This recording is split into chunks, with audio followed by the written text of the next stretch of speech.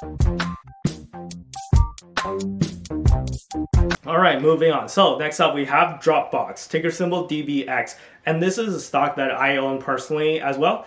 Dropbox, you guys know, is a cloud storage company. So they offer a free account where you can just set up an account, and I think you get like 5 GB of data or something. You can just drop files, and 5 GB is more than enough for some photos and some like Word documents and stuff. But if you have a business or if you run a team, or if you just need a lot of storage on the cloud in general, you can sign up for one of their paid accounts, where you get like hundreds of gigabytes or even over a terabyte of space. And then you can just like share documents very easily between team members, or just like for your own personal use as well, right? So that's their core business, but they also have this company called HelloSign, which is a subsidiary of Dropbox. So HelloSign is it competes with DocuSign, right? It's what's called an electronic signature company, right? So then you can sign legal documents online using HelloSign. So HelloSign is the number 2 player behind DocuSign, and DocuSign, I believe, is a very highly valued company. Granted, they're in like a distant first place, versus HelloSign's not really like in a position to overtake DocuSign anytime soon. However, I think that HelloSign has a really good chance of becoming like a solid number 2 in terms of the digital document signing service. So I think that Dropbox itself, it's got Dropbox, the core business of cloud storage, plus HelloSign is just kind of like a nice bonus on top, right? So it's a company that's quote unquote boring, so not a lot of people pay attention to it. But I really think that it's got a really bright future ahead. Profitability is great. It's a business that cash flows a ton of money, right? So I don't have time to delve into the details of Dropbox, but it's one of my favorite stocks, and I have 100 shares right now. That's Dropbox. Next up, we have Didi. So Didi is the Chinese Uber, right? So it's tough talking about Chinese stocks and investing in Chinese stocks at the moment because they're all getting like beaten down like mad. However, I think that Didi is like, it's like the Uber. It's called the Uber of China for a reason, right? It's because they're by far the most dominant player of rideshare in China. And I think that Uber tried to compete with Didi in China, and Uber just had to pull out. So they actually sold like Uber China to Didi. So like Uber's completely out of China now. When you're trying to go somewhere in China, it's like Didi or like nothing, right? There is still the traditional taxi service. It's not like that's completely gone or anything, but like Didi is like super dominant in China. Again, a reason why you might want to be wary is because it is a Chinese stock, so ownership of Chinese company is questionable if you're not a Chinese citizen and not in China. So the stocks that you're buying over here in North America are what's called ADRs, which are representations of that company. But they're actually like a shell company that's based on the Cayman Islands. It's complicated to explain. I don't have time for that, but just be aware of that if you're buying Chinese companies. The next stock on the list is Facebook. So Facebook, obviously, they had that huge like outage the other day, and like Facebook is just a company that's permanently mired in controversy. One reason why you might want to avoid Facebook if you're not used to the controversy, but I think that in terms of valuation, out of all the big techs, Facebook is the most undervalued out of everything, right? So if you just look at like their earnings and their cash flow. If you look at Facebook, let me just look at real quick what the market cap and like 4 PE and everything is. Yeah, so the market cap is just under $1 trillion, it's $917 billion at a 4 PE of 21. Right, so that's super low considering that it's a big tech, and I don't know what Amazon's is, but like it's gotta be, I think it's gotta be like 40 or 50 or something. Last time I checked, so yeah, Facebook is pretty much the most undervalued big tech company, and your risk of investing in Facebook is fairly low because, again, it's like a $900 billion market cap company. It's not going away anytime soon, okay? So it is a relatively safe stock to invest in. However, you got to be used to the controversy, or you got to get used to the like all the stuff that's like thrown your way, because if Facebook, it's just there's something like negative about it in the news every day. So you just gotta like kind of keep that in mind. Anyways, moving on. The next stock is GME, and this is a stock that needs no introduction. Again, as I said before with the AMC part, GME is one of those stocks that I'm watching closely, and I support everyone who's a shareholder of GME. I think what you guys are doing is great, taking it to the hedge funds and beating them at their own game. However, I just gotta say, be careful. Okay, so like GME, the actual like company GME, if you erase all this stuff, if you set aside all this stuff about like the short squeeze and all the like going against the hedge funds and all this stuff, if you just set that aside for a second, the company GameStop itself is worth at most like $40 a share, right? Because like I get it, like some people might be mad at me saying that, and I understand if you're mad at me saying that, but I'm gonna say it anyways. Fundamentally, you cannot argue that the stock should be worth $184 a share. Okay, so that's just a fact. But I understand all this stuff with a short squeeze, so it's fine that it's 100 and something, 80 or almost $200 a share now. But one day, if it ever becomes the point where it reverts back to its fundamental value, a lot of people might get burned, right? So for that reason, I support the movement. However, I will not be participating in this movement. So yeah, I'll just be standing on the side and watching. But yeah, hopefully you guys, if you own GME shares, and you're watching this, don't get offended. Yeah, hopefully the stock goes much higher than it is now. So yeah, all the power to you. So next up on the list is Google or Alphabet, and the stock is GOOG, right? So Google is one of the companies that I've always wanted to get into, but never like kind of just pulled the trigger. And I'm in Canada, so I don't have access to fractional shares on like most of my brokerages. So it's hard for Canadians to get into this stock too, especially if you're not like a seasoned investor, because it's like, well over 3,000 Canadian dollars per share, right? So yeah, this is one of the stocks that I've always wanted to get into. It would be nice if they split their stock, but I'm not sure why they haven't. Yeah, it's just Google's a machine, right? Google's like crazy. It's one of the world's most profitable companies, and I wish I was a shareholder, but yeah, I might buy it at some point. I don't know. I think it's like a nice like kind of cash position too. So instead of holding your money in cash, why not just hold it in Google stock, right? So it kind of appreciates. It will appreciate in the long term. It's hard for me to say anything with certainty, but with Google, like Google going up in the long term, it's pretty much almost a guarantee at this point. I don't really see any scenarios where Google could just like crash really hard and never recover. That just doesn't seem like it's possible at this point. So yeah, anyways, moving on. Next stock we have on the list is Hive. Hive blockchain is another stock that I talked about a while back, and they're a Ethereum and Bitcoin miner. So if I remember correctly, they mostly mine Ethereum. So I'm wondering what will happen once Ethereum switches to proof of stake and they're no longer able to mine Ethereum. My guess is that they'll probably pivot to something else, right? Ethereum Classic might actually be like a nice play by the time that they do the switch. A lot of people that have like Ethereum mining rigs and Ethereum mining machines, they'll switch to mining Ethereum Classic because Ethereum Classic pretty much is going to stay on proof of work versus Ethereum itself is going to move to proof of stake. So I don't know, maybe they'll get into mining Ethereum Classic, or maybe they'll by the time that happens, they'll have like switched out all their mining equipment already to like pivot to mining Bitcoin instead, or mining other coins.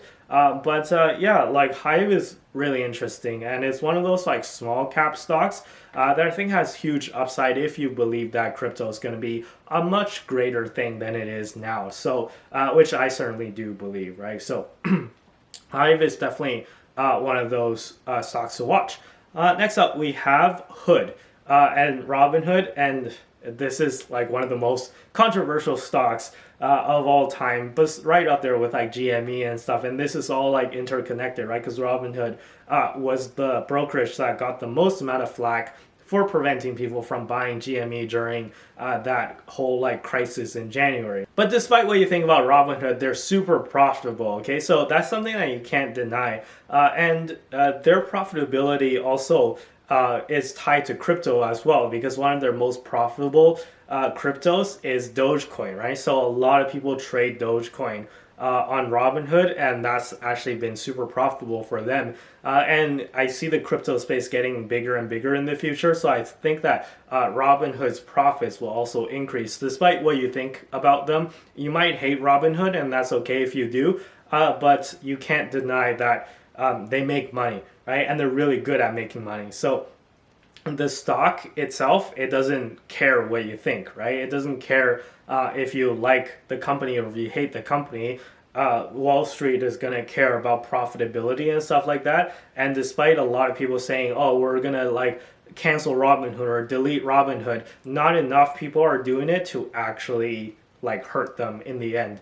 And yeah, I see that I can see Robinhood doing like a lot better in the future than they are doing now. Yeah, they also carry quite a premium in terms of valuation at $40 per share. But if this stock dips, I'm actually relatively interested in picking up some shares of Robinhood. Again, don't kill me. That's just like, I'm after what's going to give me the most profit, right? So I just wish the valuation on Robinhood was a little lower. Maybe if you guys can tell enough people to delete Robinhood and like get the movement going a lot greater than it is now, maybe like you can suppress the stock price a bit, and then like I can buy shares for cheap. Again, like not financial advice.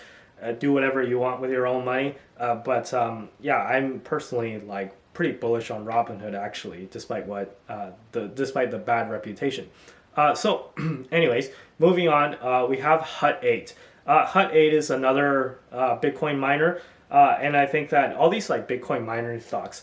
I like all the Bitcoin mining stocks, and I really think that there aren't going to be that big of a difference between like if you invest in like Hut 8 or Riot or Mara or like any of the other ones, right? Like you'll obviously get slightly different returns, but they're either all gonna skyrocket if Bitcoin skyrockets, or they're not gonna do well, right? Like if Bitcoin crashes, then none of them will do well. So I think at the end of the day, like whether you're invested in Hut 8 or whether you're invested in Riot or Mara, like your returns will be relatively similar. So it's just another like kind of small cap. Maybe Hut 8 will be like a little bit better returns because their market cap is a lot smaller than like a lot of other companies.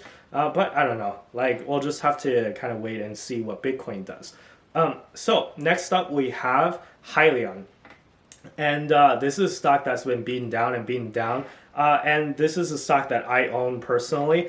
And I've been getting destroyed on it. Now, this is one of those stocks that I admit I made a mistake on, right? So I should have sold when I was in profit. My average cost is in the low 20s. And obviously now I'm down more than 50%, which is quite a disaster. So I just gotta say though, I've been right more often than I've been wrong. Okay, so out of all the stocks that I'm invested in, this is like my biggest loser. You know, as long as you have about 8 or 9 out of 10 stocks that are in profit that are like that you're right on, you can afford to have 1 or 2 losses, right? And this is one of my like losses. This is one of the 1 in 10 times that I didn't do so well. Yeah, I mean, at this point, since I'm down so much, I'm just gonna hold it, right? So I still believe in Hylion in terms of its vision and what it's trying to achieve, despite the stock price performing absolutely horribly. I think that a lot of the things that they're promising to do, they are moving in the right direction, and there have been some evidence of them coming out with like, you know, the new battery that they came out with a while ago, and they just launched a new hybrid truck product. So they are moving in the right direction as far as I can see. But you know, in order for the stock to kind of go back up to you know, the 20, 30, or even 40 or 50 range, they will have to deliver on the promises, right? And that's a big if. And I think a lot of people don't believe that they're going to deliver, which is why the stock has absolutely been crushed. But I think that their product and their idea is good, and they do have quite like the team to execute it, right? So their CEO, Thomas Healy, is an engineer himself, and he has patents to his name, and you know, they have a good thing going, in my opinion, and we'll just have to wait and see as to if they can deliver. So come 2022, 2023, that's when we'll see their new Hypertruck ERX, which is, you know, was supposed to be the big moneymaker. We'll see that come to fruition, hopefully. And then after that, if that doesn't work out, then I would consider selling at a massive loss. But at this point, I'm just going to hold, because there's no point in me selling it now that I've held it for such a long time. So that's Hylion. And hopefully that one doesn't end in tragedy for me. But I'll just continue to hold. So moving on, next up we have IIPR. So this is called Innovative Industrial Properties. So they're a REIT. So in case you forgot what a REIT is a real estate investment trust. And basically what's special about Innovative Properties is that they do properties, or they do facilities for you know, MJ stocks, right, or for MJ companies. So you guys know what MJ stands for, right? It doesn't stand for Michael Jackson. It stands for that other thing that makes you really hungry after you consume it, right? So they specifically build properties for MJ companies to grow their MJ, yeah, I just think that it's a very interesting kind of like REIT, right? So we don't have a lot of REITs that are competing in this space, and they do give out a fairly decent dividend, 2.6% at the moment, which is granted not a lot, but I just think that they're kind of like unique in their space, and they don't have a lot of competition, I think the stock has been performing pretty well, I think, for the past like 6 months to a year as well. So yeah, I really do think that this is a stock that will continue to perform well, because with real estate, it's just it tends to go up in the long term anyways, right? So and they're competing in a space that's like booming right now, which is MJ. Granted, it's America, right? So there's a lot of like kind of bureaucratic red tape surrounding the MJ industry, but I foresee that getting better in the future as well. So anyways, that's IIPR. Next up, we have Southwest Airlines, LUV. So Southwest Airlines, you know, it's another airline, and I do think that Southwest is probably my favorite airline out of all the American airlines, or U.S. airlines, because it's really confusing, because there's a U.S. airline called American Airlines. So when I say American Airlines, people never know if I'm talking about the company or just American Airlines in general. No, I'm talking about like all the U.S. airlines.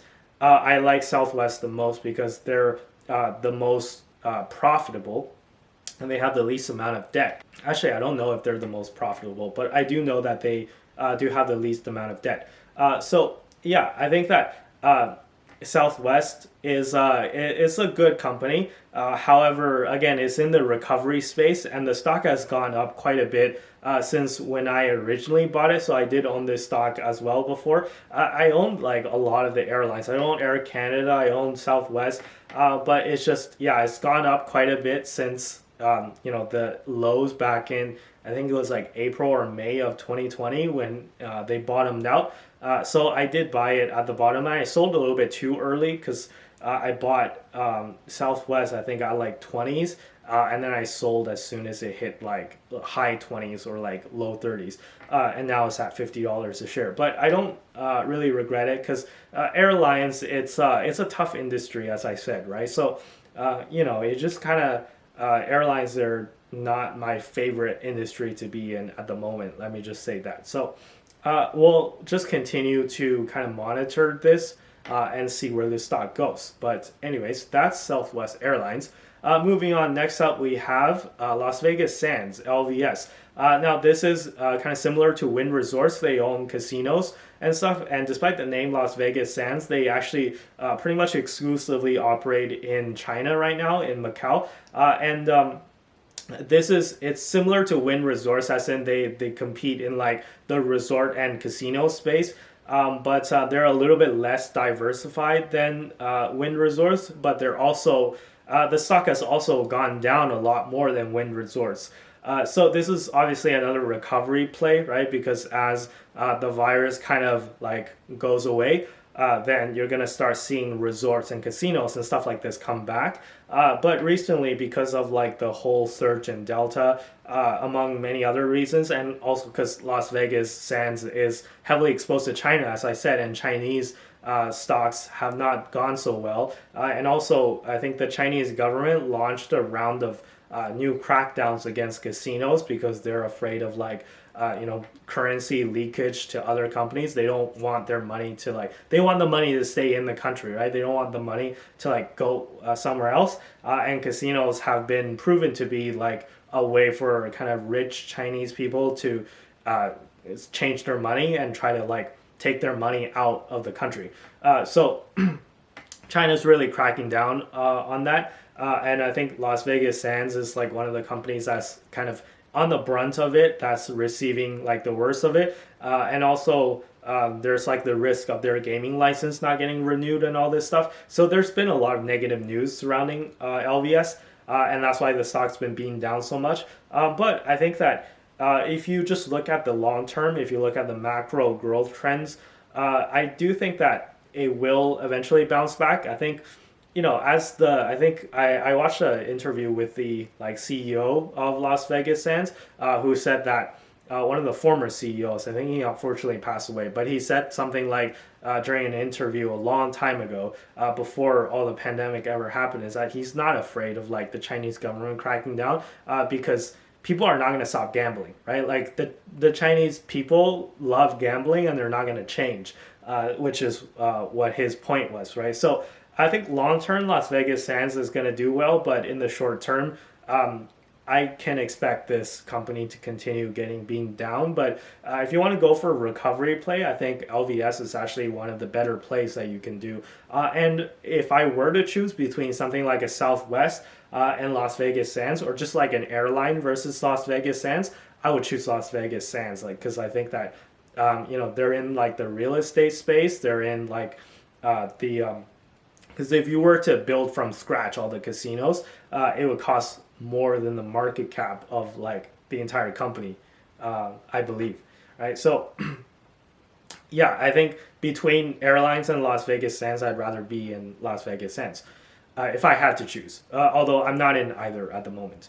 Anyways, moving on, the next one is Mara. I'm not going to spend too much time on this. Mara is another Bitcoin mining company. As I said, if Bitcoin does well, then mining companies will do well. If Bitcoin doesn't do well, mining companies won't do well. So if you're trying to play like the Bitcoin space, but you don't want to play Bitcoin directly, then you can always buy like the Bitcoin miners, right? They're kind of, they're called the pick and shovel businesses, right? So think of a gold rush, right? So instead of buying the gold itself or trying to dig for gold yourself, you can start a business selling shovels to the miners. Except that's a little bit confusing because in this case, you are the miner. You guys get what I mean, right? So yeah, that's Mara. Hey all, thank you guys for watching part 2 of the video. Hope you guys all enjoyed. Be sure to hit the like button if you haven't already, and consider subscribing if you haven't already done that as well. So yeah, I had to cut the video because it got way too long. So you guys know the drill by now. Part 3 will be coming out very shortly, so stay tuned for that. And I'll see you guys in the next video.